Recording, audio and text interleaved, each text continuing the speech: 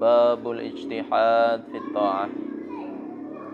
Bab al-ijtihad, tentang ijtihad atau kesungguhan fi ta'ah, dalam menjalankan taat pada Allah Subhanahu wa taala.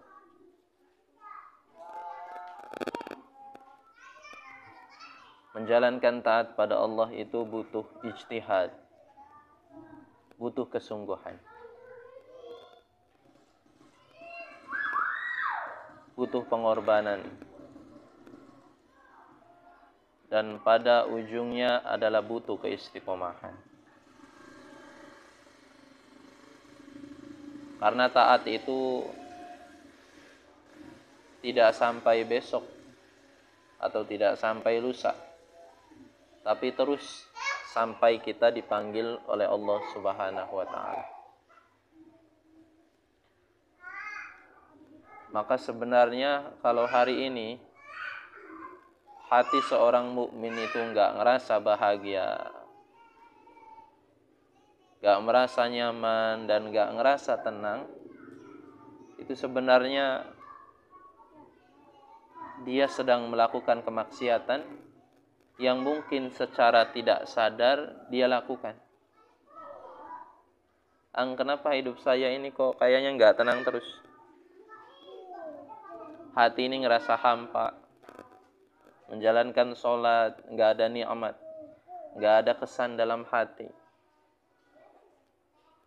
Ditambah dengan amalan sunnah lainnya, menghafal Quran, tahajud di tengah malam. Tapi kok begini rasanya, hatinya hambar. Maka bisa jadi dia melakukan dosa yang secara tidak sadar dia lakukan itu. Karena fitrah seorang mukmin itu, jika ia ingin bahagia, tapi dia melakukan kemaksiatan, maka hatinya akan menolak. Menolak itu apa? Menolak tanda sinyal dari Allah kalau dia itu ada PR. Barangkali ada kelakuan atau perbuatan maksiat. Ya. Maka hari ini kalian kalau ibadahnya enggak ngerasa nikmat, baca Al-Quran yang enggak merasa bertambah taat pada Allah.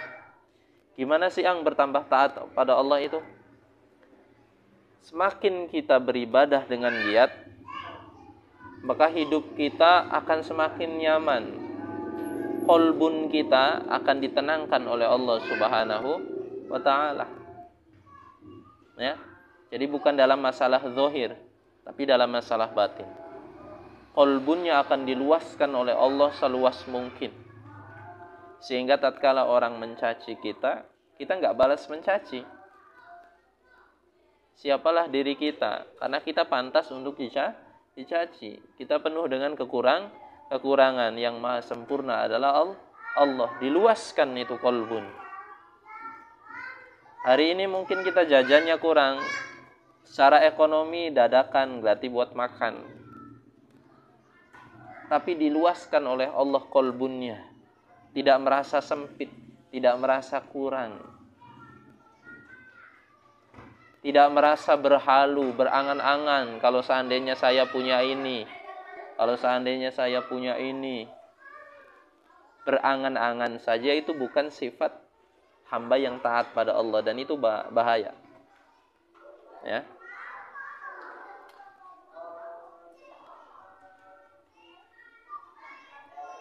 Qala al-Faqih radhiyallahu ta'ala anhu, haddatsana al-Faqih Abu Ja'far, haddatsana Ali bin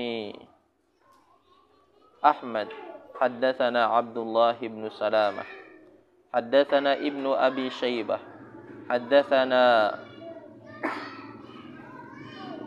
an Syu'bah anil Hikam an Urwah ibnu Zabir an Mu'adz ibnu Jabal radhiyallahu anhu anna Rasulullah sallallahu alaihi wasallam qala ala adullukum, Rasulullah sallallahu alaihi wasallam bersabda, ala maukah aku beritahukan kepada kalian. Adullukum, aku tunjukkan, aku beritahukan kepada kalian. Ala abwabil khair, terhadap pintu-pintu kebaikan yang jikalau kita melakukan itu, maka ketaatan kita kepada Allah akan semakin nikmat.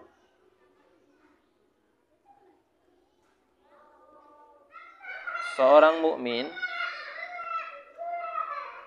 kalau dia enggak nikmat menjalankan taat pada Allah, maka hati-hati.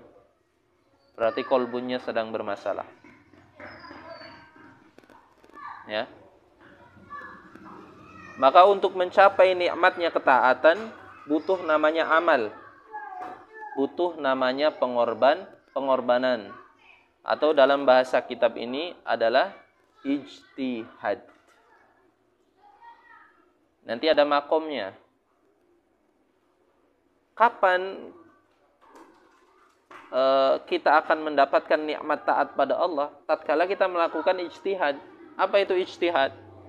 Kesungguhan dalam menjalankan ibadah pada Allah. Nanti setelah kita menjalankan ibadah pada Allah dengan sungguh-sungguh, nanti akan diberikan namanya nikmatul iman atau nikmat taat. Apa diantaranya kata Nabi? Kalau seandainya kita melakukan itu, kita akan mendapatkan kebaikan, yakni nikmat ketaatan pada Allah Subhanahu wa taala. Jangan sampai kita menjalankan taat itu terpaksa. Ya. Jangan sampai kita ini punya makom atau punya tingkatan ibadah sampai mati kita terpaksa ngejalanin sholatnya. Ini bahaya. Saya mah terpaksa sholat 5 waktu ini. Kalau datang waktu sholat berat banget badan ini. Ini bahaya. Jangan sampai tingkatan ibadah kita segitu-gitu baik sampai kita mati. Naudzubillah. Jadi tingkatan orang taat itu jangan sampai ke situ. Ya. Terpaksa saya menghafal Quran. Akhirnya karena lagi bebel otaknya nggak berangkat-berangkat. Allah. Ya. Hafal Quran itu karena Allah. Hafal nggak hafal urusan Allah. Yang penting kita ikhtiar untuk menjadi hamba yang terbaik di hadapan Allah dengan memasukkan Al-Quran di dalam kolbun kita. Karena makom yang tertinggi di hadapan Allah Subhanahu wa taala adalah mereka yang di kolbunnya ada Al-Quran. Maka khusus untuk para hafiz di zaman Rasulullah, mereka nggak boleh jihad. Mereka dikhususkan oleh Rasulullah untuk menjaga Al-Quran, karena jihadnya mereka itu Al-Quran. Coba kalian tengok dalam sejarah. Yang menjaga Al-Quran itu para hafiz, yang diistimewakan oleh Rasulullah, gak boleh ikut jihad. Meskipun ada sebagian yang keluar pengen jihad dan diizinkan oleh Rasulullah. Tapi umumnya Rasulullah memerintahkan mereka untuk menjaga Al-Quran, karena jihad mereka Al-Quran. Dan makomnya itu makom jihad. Jadi diluruskan lagi, kalian ngafal Quran itu karena Allah. Ya. Jadi hafal nggak hafal, yang penting ikhtiar. Datang di majelis ta'lim, fokus buat hafalan atau murojaah. Karena semuanya akan dinilai oleh Allah Subhanahu wa taala menjadi amal baik. Jangan udah bebel, pusing nggak berangkat-berangkat. Jangan. Kalian ingin dapetin cewek idaman kalian, ingin nikahin dia, butuh pengorbanan enggak? Butuh. Sedangkan dalam hal Quran kalian ingin mendapatkan ridha Allah, maka itu jelas butuh pengorbanan, atau dalam bahasa kitab ini sekali lagi butuh ijtihad, kesungguhan. Jadi tatkala perjalanan untuk mendapatkan ridha Allah Subhanahu wa taala dengan amal ibadah kita, kemudian di tengah perjalanan kita mendapati kesulitan, itu namanya ijtihad. itu namanya ijtihad antara kita ini mendapatkan ridha Allah atau tidak. Kalau kita sedang nikmatnya taat pada Allah, kemudian kita mendapatkan kesusahan, lantas kita nggak taat lagi sama Allah, kumat lagi, insaf lagi, insaf dari ngafal Quran, insaf dari sholat jamaah, maka dia telah gagal melalui pintu ijtihad. Ya, jadi sekali lagi, ya, Ang Didi ingatkan untuk kita semua, kalau kita sedang istiqomah menjalankan taat pada Allah, tetapi dalam kehidupan kita menemui kesulitan, maka jangan berhenti di situ, jangan lantas kita dugal pada Allah, kemudian gak ibadah lagi, itu artinya kita nyerah, dan kita tidak melalui atau melewati pintu ijtihad. Akhirnya tidak mendapatkan nikmatnya ibadah, tidak mendapatkan ridha Allah. Ya. Kata Nabi, ala adullukum ala abwabil khair, maukah aku tunjukkan kepada kalian tentang pintu-pintu kebaikan yang membuka supaya qalbun kita ini nikmat dalam menjalankan taat pada Allah Subhanahu wa taala. Qultu na'am, maka aku berkata, aku ini siapa? Mu'adz bin Jabal.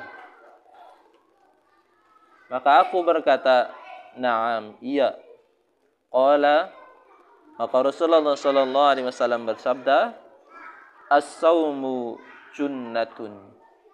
Pertama, supaya kita pengen nikmat beribadah pada Allah Subhanahu wa taala dengan menjalankan 5 waktu sholat wajib, qalbun kita tidak masih tersentuh, tidak masih nikmat, maka silakan tambah amal ibadah kalian dengan puasa sunnah. Karena puasa sunnah adalah perisai. Perisai dari apa? Segala bentuk kemaksiatan. Apalagi kalian pemuda yang dalam masa-masa puber, syahwatnya kadang-kadang tidak terkontrol.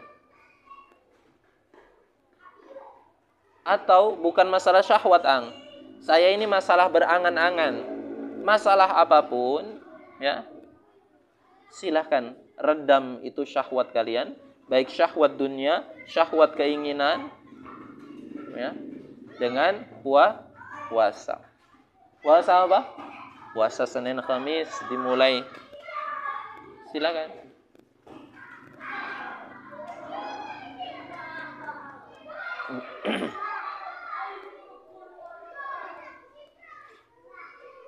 Ya, jadi silakan puasa. Kalian rasakan sendiri. Tatkala kalian sedang berpuasa, misalnya besok kalian puasa, tiba-tiba kalian terbersit dalam hati, matanya ingin maksiat. Tapi karena kalian sadar puasa, apa yang kalian rasakan? Astagfirullah, saya sedang puasa. Kan gitu. Maka puasa itu perisai. Lagi nongkrong sama teman, lagi ngobrol-ngobrol, biasa bercandaan dengan bahasa-bahasa yang kurang keren, bahasa bulian. Maka tatkala kalian ingat kalian sedang puasa, apa yang kalian lakukan? Astagfirullah, saya lagi puasa. Nah gitu. Maka puasa perisai. Tapi saya besok mau lah, ya, kalau sekiranya nggak ganggu, nggak apa-apa. Tapi kalau sekiranya ganggu, maulahnya jadi lemes, ya, merugikan majikan, maka di pending dulu puasa sunnah. Ya. Yang kedua apa? Was-shadaqah burhan. Shadaqah adalah bukti bahwa kita beriman pada Allah. Shadaqah itu apa? Shadaqah itu kata umum. Shadaqah itu maknanya adalah luas, yang pada intinya apa yang kita berikan untuk seseorang atau untuk apapun yang sifatnya maslahat, yang mana maksud dan tujuannya untuk mencari ridha Allah. Maka sedekah bukan hanya dalam bentuk materi. Tapi kata Nabi, tabassumuka fi wajhi akhika laka sedekah. Senyummu juga sedekah. Ya. Maka apa yang kita punya, kita gunakan untuk mencari ridha Allah. Punya tenaga, sekali-kali sedekah tenaga. Punya pelayanan yang baik, khidmat, itu bagian daripada sedekah. Hirosah, bagian daripada sedekah. Pokoknya apa yang kita keluarkan dari dalam diri kita untuk mencari keridhaan Allah adalah sedekah. Jangan sampai enggak. Ya, mesti sedekah.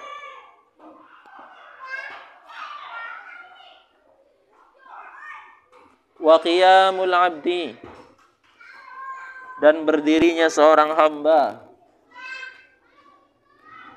fi jawfil laili, di tengah malam, yutfi'u kulla khati'atin, maka akan memadamkan segala pintu kesalahan.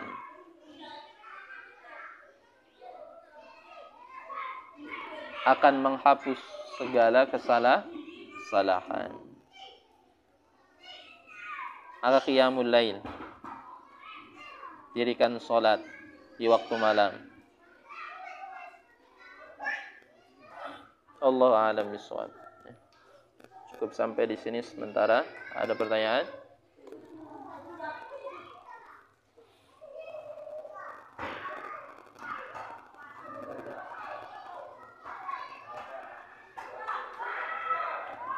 Hah?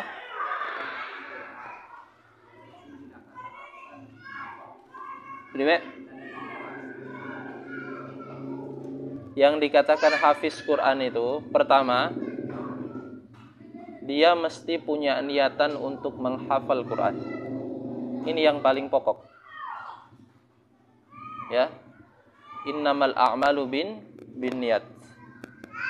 Maka kalau dia hafal Quran hanya sekedar mendengar dari telinganya, kemudian dia tidak meniatkan diri untuk menjadi penghafal Quran, maka dia bukan digolongkan pada hafiz Quran.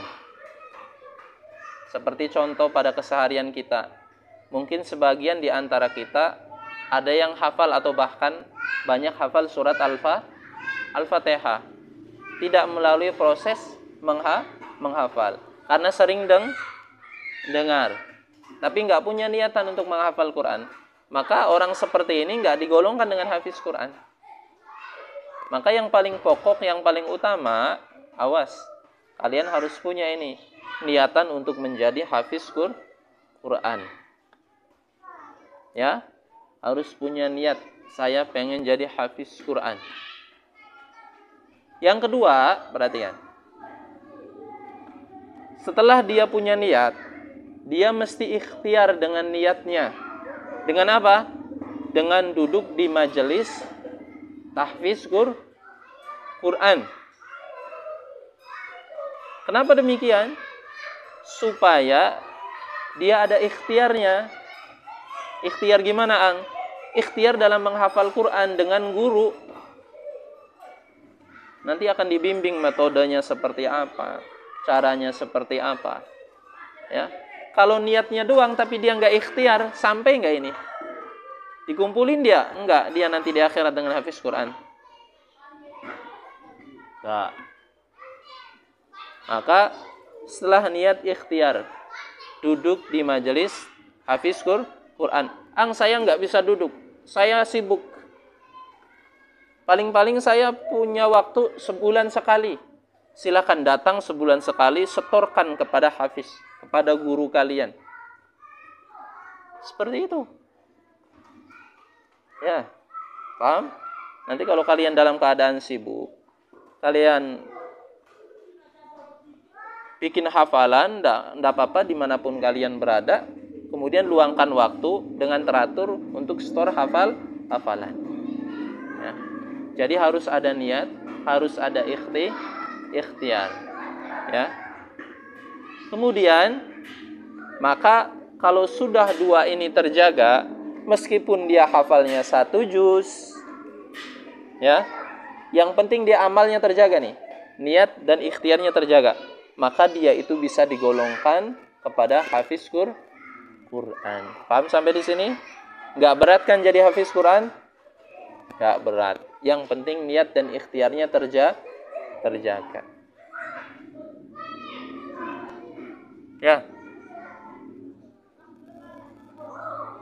Jadi nggak mesti 30 juz.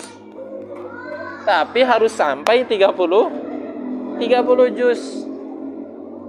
Karena derajat surga nanti tergantung apa yang dia baca dari Al-Quran. Apa yang dia hafal dari Al-Quran.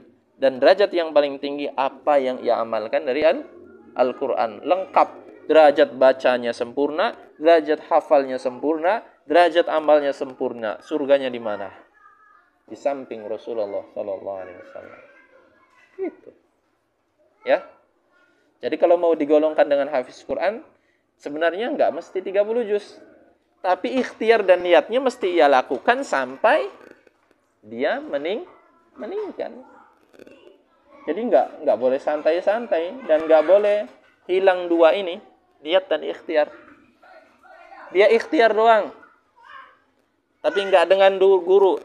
Enggak duduk di majelis ta'lim, ini bahaya. Man laisa lahu syaikhan fasyaitan syaikhanuhu. Orang siapa yang enggak punya guru, maka gurunya syaitan. Akhirnya baca wat-tariq gimana? Was-sama'i wat-tariqa. Wa ma adra.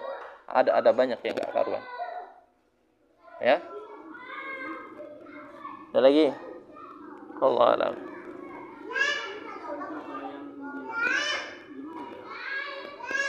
Ya.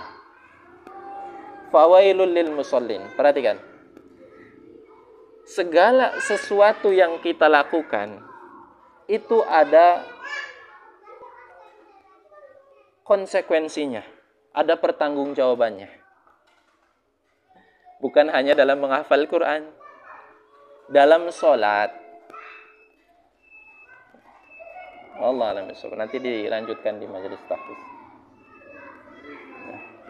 Nanti lanjutkan di majelis tahfiz.